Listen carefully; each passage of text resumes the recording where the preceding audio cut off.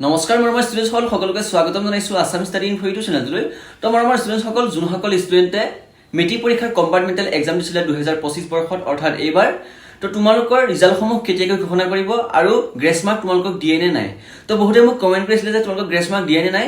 তো প্ৰথমতে জনাই দিছোঁ তোমালোকক গ্ৰেছ মাৰ্ক দিয়ে আৰু কোনটো ছাবজেক্টত কিমান গ্ৰেছ মাৰ্ক দিব এইটো ভিডিঅ'ৰ মাধ্যমেৰে তোমালোকক জনাই দিম। ঠিক আছে, নিজৰ তোমালোকে ছাবজেক্টকেইটা চাই ল'ব পাৰিবা কোনটো ছাবজেক্টত কিমান গ্ৰেছ মাৰ্ক তোমালোকে পাবা। আৰু ভিডিঅ'টো তোমালোকে অকণো স্কিপ নকৰে শেষলৈকে চাই থাকিবা আৰু তোমালোকে গোটেই ভিডিঅ'টোৰ ডিটেইলছটো বুজি পাই যাবা যে কম্পাৰ্টমেণ্টেল এক্সামত তোমালোকে কিমান গ্ৰেছ মাৰ্ক পাবা আৰু তোমালোকৰ ৰিজাল্টসমূহ কেতিয়াকৈ ঘোষণা কৰিব। নতুনকৈ চেনেলটো ছাবস্ক্ৰাইব কৰি ভিডিঅ'টো এটা লাইক কৰি দিবা। ছাবস্ক্ৰাইবটো এটা কাৰণেই কৰিবা, তোমালোকৰ কাৰণে এনেকুৱা ধৰণৰ ইম্পৰ্টেণ্ট ভিডিঅ'সমূহ বনাই থাকোঁ। আৰু মৰমৰ ষ্টুডেণ্টসকল তোমালোকে আমাৰ হোৱাটছএপ চেনেলত জইন হ'বা, ডেছক্ৰিপশ্যনতে লিংক আছে। তাত আমি ইম্পৰ্টেণ্ট স্কলাৰশ্বিপৰ লগতে শিক্ষা সংসদৰ বিভিন্ন ধৰণৰ নটিফিকেশ্যনসমূহ তাত আমি আগবঢ়াই থাকোঁ। তো তোমালোকে ডেছক্ৰিপশ্যনতে লিংকটো পাই যাবা, নহ'লে কমেণ্ট বক্সৰ প্ৰিণ্টত পাই যাবা তোমালোকে লিংকটো। তো তোমালোকে তাত গৈ লৈ জইন হৈ ল'বা, একদম ফ্ৰী হয়, কোনো তাত পইচা দিবলৈ দৰকাৰ নাই। তো ব'লাই তুমি ভিডিঅ'টো আমি আৰম্ভ কৰোঁ। তোমালোকে ভালদৰে নিজৰ ছাবজেক্টকেইটা চাই ল'ব পাৰিবা। মৰমৰ ছাত্ৰ ছাত্ৰীসকল তোমালোকে বহুতে ভয় খাই আছে যে আমি কম্পাৰ্টমেণ্টেল এক্সামটো আমাৰ ভাল হোৱা নাই, এক্সামটো আমি ফেইল কৰিম কিবা কৰিম বুলি তোমালোকে ভয় খাই আছে। তোমালোকে ভয় কৰা কোনো কথাই নাই, কম্পাৰ্টমেণ্টেল এক্সামত তোমালোকে ধুনীয়াকৈ পাছ কৰি যাবা। কিয় পাছ কৰি যাবা মই তোমালোকক কৈ দিম বাৰু। তো প্ৰথমতে তোমালোকে জানিব লাগিব যে গ্ৰেছ মাৰ্ক তোমালোকে কিয় পাবা। তো মৰমৰ ষ্টুডেণ্টসকল গ্ৰেছ মাৰ্কটো যোনজন ষ্টুডেণ্টে পাছ কৰিবৰ কাৰণে 3, 4, 5 নম্বৰ এনেকুৱা ধৰণৰ যদি কমি যায় তেতিয়া তোমালোকক এক্সট্ৰাকৈ গ্ৰেছ মাৰ্ক দি পাছ কৰাই দিয়া হয়। এইটোতো নম্বৰ যোনসকলে বোলে 80 পাবলৈ গৈ আছে বা 60 পাবলৈ গৈ আছে, তেওঁলোকৰ 60 পাবলৈ বা 80 পাবলৈ 5-6 কমিছে, তেতিয়া কিন্তু তোমালোকক গ্ৰেছ মাৰ্কটো নিদিয়ে। তোমালোকক গ্ৰেছ মাৰ্কটো এটা কাৰণে দিয়া হয়, তোমালোকক পাছ কৰাই দিয়া হয়। আৰু সেইটোৱে বহুতো ষ্টুডেণ্টে বিচাৰি ফুৰিছে যে আমাক গ্ৰেছ মাৰ্ক নিদিলে মই পাছ নকৰিম এনেকৈ। আৰু মই বহুতখিনি কমেণ্ট মোৰ পাই আছোঁ, পঢ়ি থাকোঁ, কিন্তু মই ৰিপ্লাই দিব পৰা নাই। তো ভিডিঅ' এটা সহকাৰে তোমালোকে বনাই দিবলৈ চেষ্টা কৰিছোঁ। ঠিক আছে, তো মৰমৰ ষ্টুডেণ্টসকল এতিয়া আহিলে মেইন কথাটো তোমালোকে কোনটো ছাবজেক্টত কিমানকৈ গ্ৰেছ মাৰ্ক দিব পাৰোঁ। আৰু এতিয়া কথাটো আহিলে তোমালোকে গ্ৰেছ মাৰ্ক পাবলৈ হ'লে তোমালোকে এই 2-3টামান কাম কৰিব লাগিব কিন্তু। ঠিক আছে, এই 2-3টামান কাম যদি তোমালোকে বহীখনত যদি দেখা পোৱা যায় তেতিয়া তোমালোকে গ্ৰেছ মাৰ্কটো ধুনীয়াকৈ পাই যাবা। মৰমৰ ষ্টুডেণ্টসকল তোমালোকৰ প্ৰথম আহিছে, তো গ্ৰেছ মাৰ্ক ভাল এটা গ্ৰেছ মাৰ্ক পাবলৈ হ'লে তোমালোকে গঠনটো চাব প্ৰথমতে। ঠিক আছে, তো তোমালোকে লিখাৰ যিটো গঠনটো যদি তোমালোকে ভাল হৈছে তেতিয়া কিন্তু তোমালোকে 4, 5, 6 এনেকুৱা ধৰণৰ গ্ৰেছ মাৰ্ক পাই যাবা কম্পাৰ্টমেণ্টেল এক্সামত। এতিয়া আহিলে প্ৰথমতে মই কৈছোঁ তোমালোকে ইংলিছ। তো ইংলিছত গ্ৰেছ মাৰ্ক কিমান পাবা। ঠিক আছে, বহুতে কৈ আছে যে মোৰ ইংলিছটো ভাল হোৱা নাই, ইংলিছত মোৰ 4-5 নম্বৰ কমিছে, মানে কমিব পাৰে, তেতিয়া আমি গ্ৰেছ মাৰ্ক পামনে। তো মৰমৰ ষ্টুডেণ্টসকল তোমালোকে ইংলিছত গ্ৰেছ মাৰ্ক 5 নম্বৰ ধুনীয়াকৈ পাই যাবা। 5 নম্বৰ ধুনীয়াকৈ পাই যাবা। এনেই নৰ্মেলি 2, 3, 4 এনেকুৱা ধৰণৰ পাই যাবা। তোমালোকে পাছ কৰাইটো দিবই, তোমালোকে চিন্তা কৰিব নালাগে।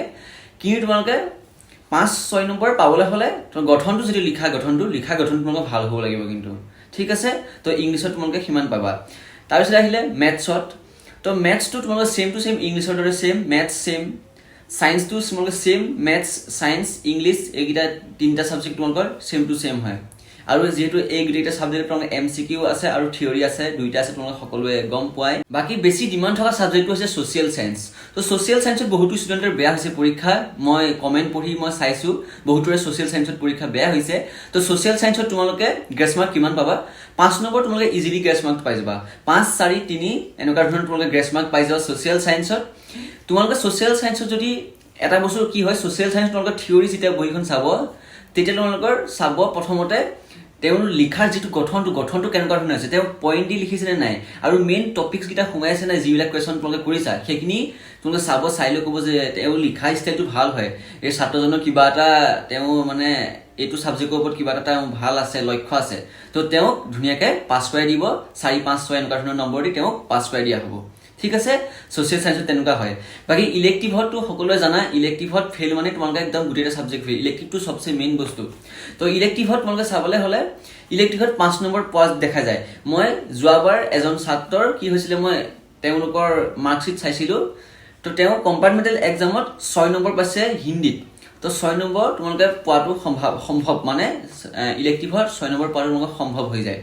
তো তোমালোকে 6 নম্বৰটো পাই যাবা। তোমালোকে যদি মেইন বস্তুটো যে লিখাৰ গঠনটো আৰু বাকীকেইটা ছাবজেক্টৰ যিটো পাৰফৰ্মেঞ্চ, সেই পাৰফৰ্মেঞ্চৰ ওপৰত তোমালোকে গ্ৰেছ মাৰ্কটো দিয়া হয়। তাৰপিছত আহিলে আছামিছ। তো আছামিছত বহুতো ষ্টুডেণ্টে পাছ কৰিয়ে গৈছে, মানে কম্পাৰ্টমেণ্টেল এক্সাম দিয়া আছামিছত একেবাৰে কম ষ্টুডেণ্টে আছে। আৰু আশা কৰোঁ তোমালোকে আছামিছত ধুনীয়াকৈ পাছ কৰি যাবা। পাছ নকৰিলেও তোমালোকক বাকীখিনি ছেম টু ছেম দৰেই তোমালোকক 4, 5 নম্বৰ দিয়ে দিব।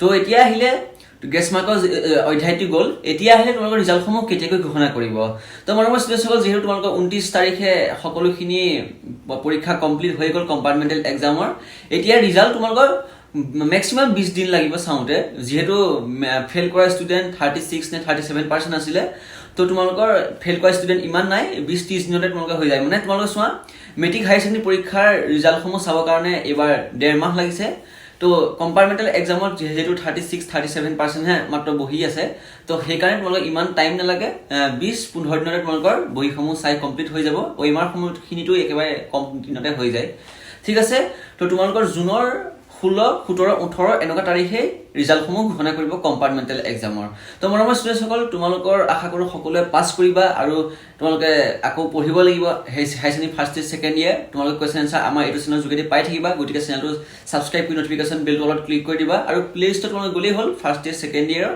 সকলোখিনি Assamese English political science education সকলো ছাবজেক্টৰ তোমালোকে কুৱেশ্যন আনসাৰ পাই যাবা তো আজিৰ ভিডিঅ'টি মানে সকলো বন্ধু বান্ধৱীক শ্বেয়াৰ কৰা যাতে সকলোৱে এইটো কথা গম পায় আৰু তেওঁলোকে চিন্তা কৰি নাথাকে